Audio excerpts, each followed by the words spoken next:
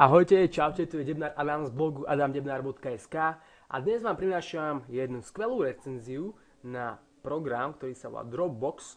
Ak ste o ňom ešte nepočuli a chcete si uľahčiť život internetový, teda virtuálny, tak ma počúvajte ďalej, pretože toto bude veľmi zaujímavé.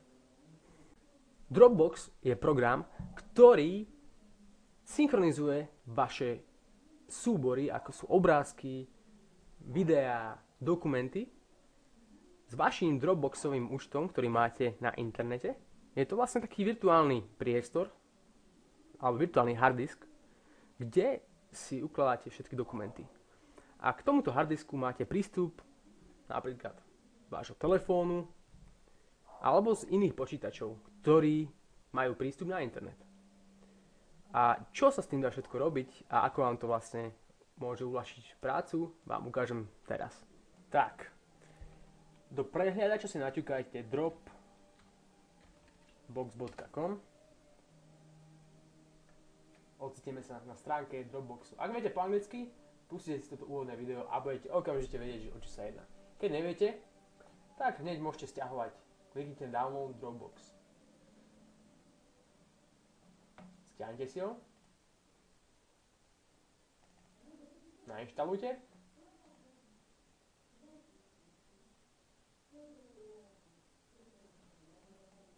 OK. Ja ho už mám nainštalovaný, takže to vám len teraz tak ukazujem.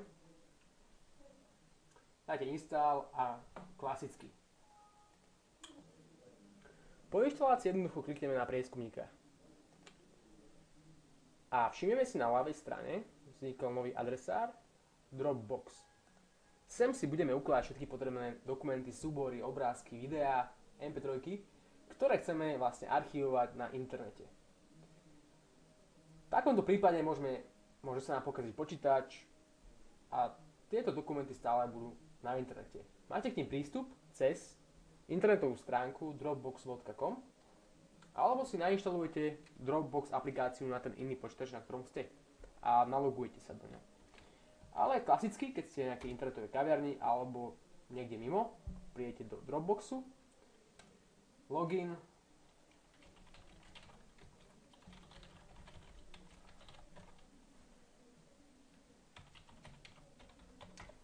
nalogujeme sa,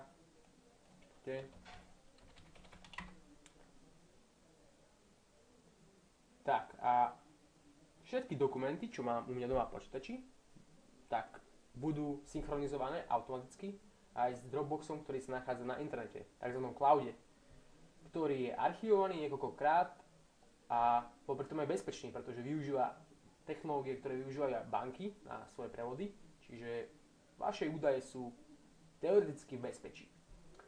Takže nemusíte sa obávať, že by vám niekto lašoval v týchto dokumentoch alebo tak.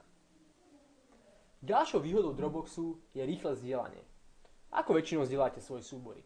Využívate e-mail alebo stránky ako Uložto, kde sa musíte vždy registrovať a uploadovať, trvá to dlho a vždy to vlastne musíte poslať niekomu. Kdežto v Dropboxe je to okamžité a rýchle. Môžete zdieľať hociaký adresár, ktorý vytvoríte v Dropbox adresáre. Konkrétne public adresáre, to je vlastne pre verejnosť. Že povedzme si, že chceme zdieľať s nejakým našim priateľom adresár skúška. Kliknem si pravým tlačítkom a kliknem si na Dropbox. A kliknem na Share this folder, takže zdieľať tento priečinok. Tak, teraz vlastne môžem poslať pozvánku, aby si aj môj priateľ alebo kamarát váš nainštaloval Dropbox, sem napíšete jeho e-mailovú adresu a môžete ho pozvať. Môžete mu napísať nejaký odkaz, že ahoj, pozývam ťa do Dropboxu a je to skvelý program na zdieľanie súborov, pripoj sa. Klikneme na Share folder. Mne to nefunguje, lebo si posielam sám. No a vlastne tento folder sa zobrazí aj vášmu priateľovi. A vždy, keď mu budete niečo potrebovať, poslať nejaký dokument, tak jednoduchým preťahnutím, klasickým, mu ten dokument pošlete.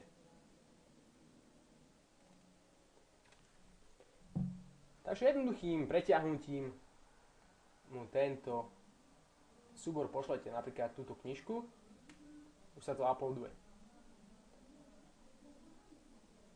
Nie je to úžasné?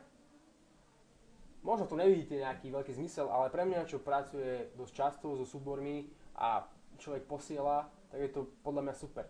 Môžete mať s každým priateľom vlastný folder, alebo s kolegom z práce, vlastný folder, kde si zdieľate tieto informácie. Táto výmena je oveľa rýchlejšia než cez e-maily alebo úplne hociaký iný spôsob.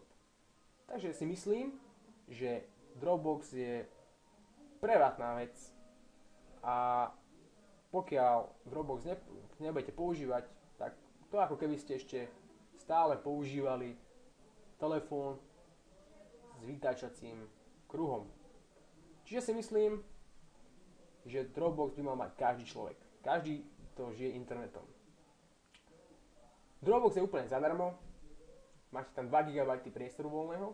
Keď budete pozývať priateľov a títo priateľia si to nainštalujú, tak budete dostávať ako za odmenu plus 250 MB voľného priestoru. Čiže ďalšie plus. Môžete si to zvýšiť až na 8 GB.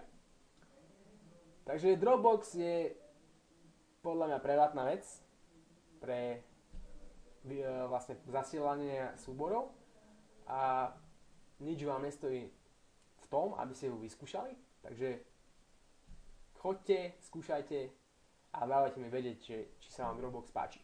Ja ďakujem za pozoranie a teším sa na vás na budúce. Čaute.